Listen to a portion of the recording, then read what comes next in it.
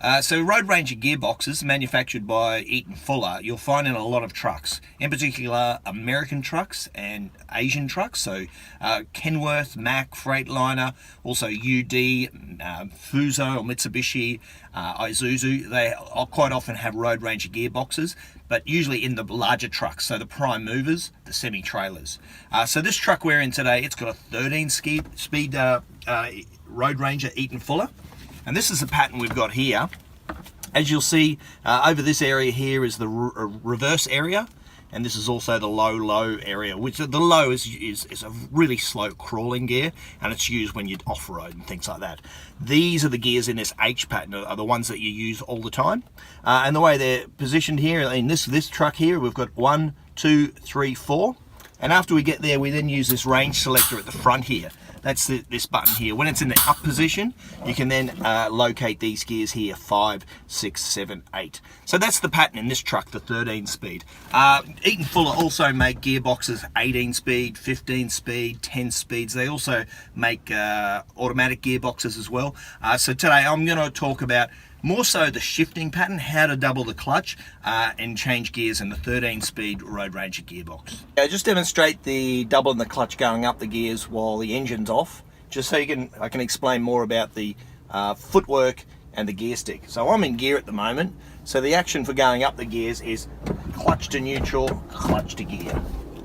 Clutch to neutral, clutch to gear. Clutch to neutral, clutch to gear. Yeah, so that's what the footwork does. When you're going down a gear, the only difference, it's the same kind of technique, but the only difference is we need to give it a rev in neutral. So the action for going down the gears is clutch to neutral, give it a rev, clutch to gear. Do that again, clutch to neutral, rev, clutch to gear. And this is what it looks like when we're actually doing it.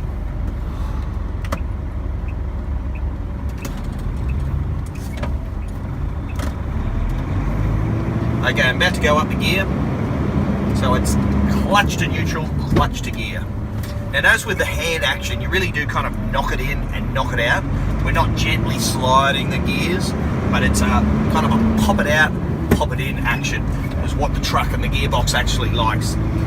So the other things that are important, before the gear change, speeding the truck up, before you make that clutch to neutral, clutch to gear. Okay, a couple of other things that are handy when you're going up the gears is before you release the gear into neutral, it's actually preloaded or take the slack out of the gear stick.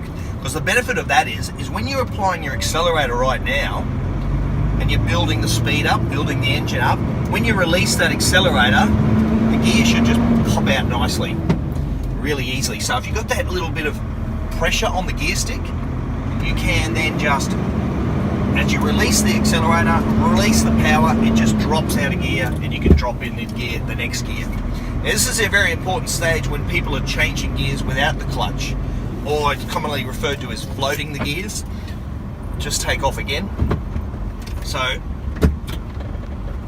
I'm in first, take the slack out of the gear stick, build the pressure up and release the gear as the power is dying down. Now it's really important that you get the timing right. If you do the gear change too fast, this is what's going to happen. Yeah, a bit of a grind, that's too fast. If you do the gear change too slow, out, you missed your chance. So timing is essential. And for this truck right here, what it likes best is out, in, that kind of a sequence.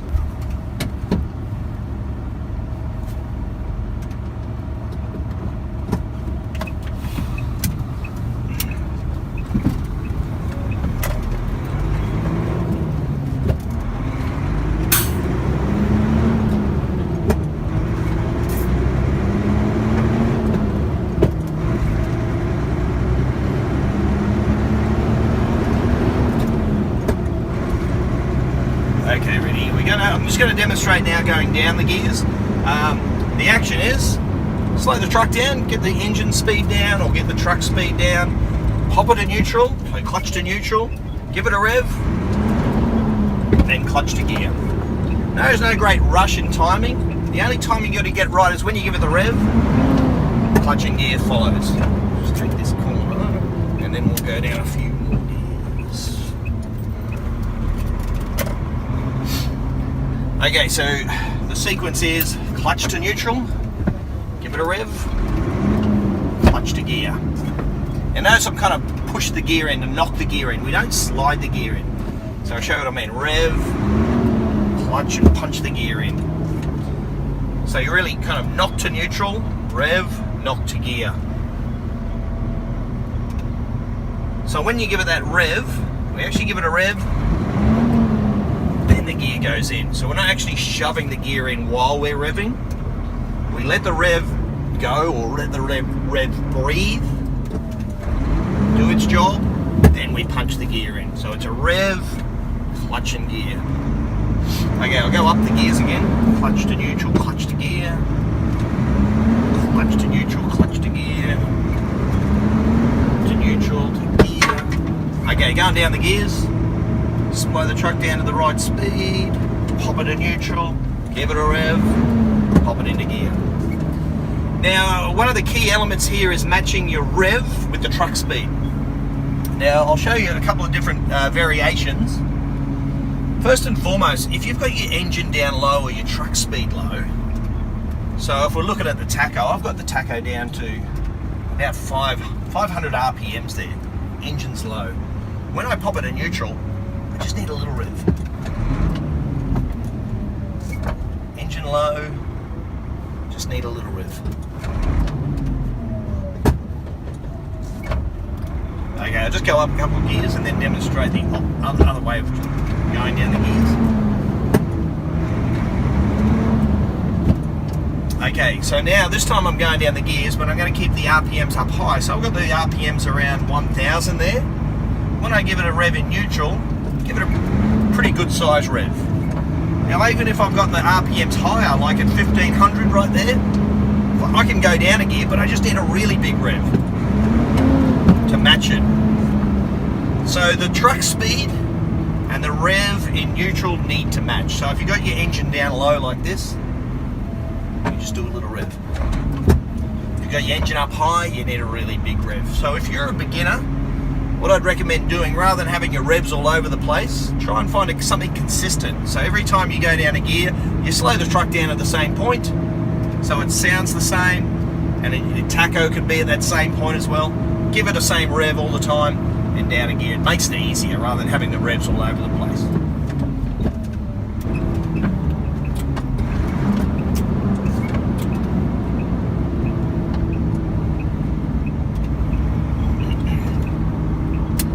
Okay, one important thing about changing gears with a Road Ranger is because the clutch has a clutch brake. When you push the clutch all the way to the floor, halfway out or somewhere halfway out is about that friction point. When you double the clutch, you only need to get it past that friction point.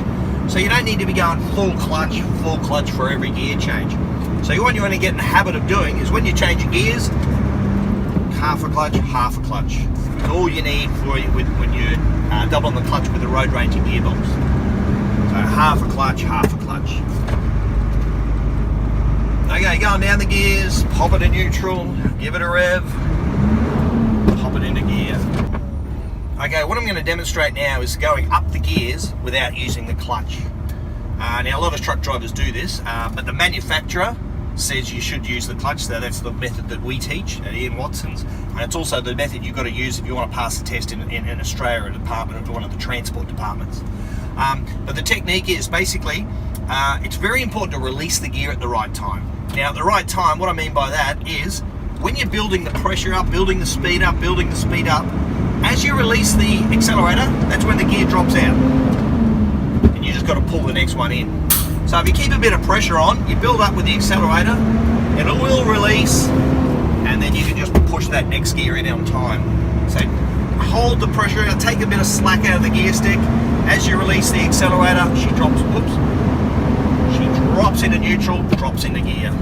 Pressure on the gear stick, and it should just pop to neutral, pop to gear. Okay, when you want to go down the gears, to release it to neutral, we also need that little bit of accelerator release. So as you release the accelerator, it's popped to neutral. I then give it the rev, and then pull it into gear. So to release to neutral, I need a little bit of accelerator there. As I release to neutral, As I release the accelerator, she pops to neutral. Then I give it a rev, and pops into gear. So that's without using the clutch, also known as floating the gears. Up the gears is pop to neutral, pop to gear. The timing is the most important thing. Being able to get that significant out of gear, into gear, she'll just drop into gear, no worries. If you go too slow or too fast, it'll grind and grumble. So it's about getting the right timing that suits that truck. Okay, going down the gears, release to neutral, give it a rev, and into gear. There's a bit of a grumble there. The reason is I was trying to poke the gear in a little bit too early. What these trucks like best is when you give it the rev, then it's a gear stick. So it's a rev and the gear stick, not rev and gear at the same time. One other important thing is if you're using the clutch to go down the gears, it's really, really important that when you do the downshift, once you get it to neutral and you give it the rev, you've got to be off the clutch. If your foot's on the clutch and you're revving it, it has no effect. So when you're going down the gears, clutch to neutral, off the clutch, rev, clutch it into gear.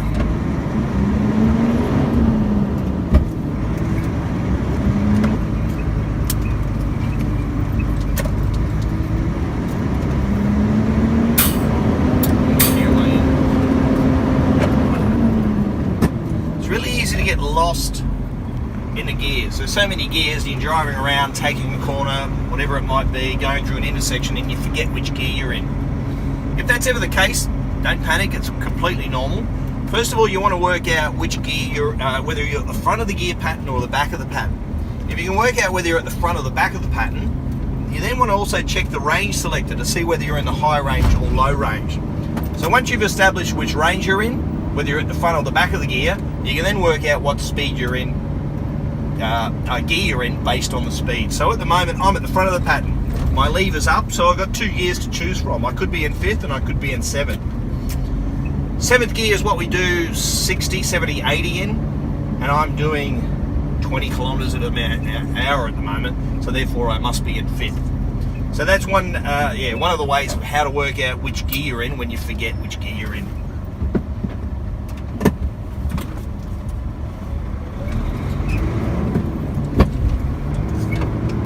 Okay, when you come into a stop in a truck with a road ranger gearbox, people who've driven cars, they tend to like to stop, pop it to neutral and pop it into gear while they're coming to a stop. That doesn't work with these gearboxes. What you want to do is keep it in gear till you're completely stationary. Once you're stationary, you can then pop it out of gear and into gear. I'll demonstrate that. So I'm in gear at the moment. I'm coming to a stop. I leave it in gear. My foot's on the clutch, but I'm not engaging the clutch brake, so it's just about 1 inch, 2 inches off the floor. I can then pop it out and into gear, and I take off again. Easiest way. That's what these gearboxes are like. Keep it in gear till you're completely stationary. Once you're stationary, pop it in neutral, pop it in take off gear, and you can go again. This is what car drivers tend to do. They're coming to a stop, they're rolling, they put it into gear, put it into neutral, and then try and get it into the gear while it's rolling. Can't work now. Wasn't supposed to.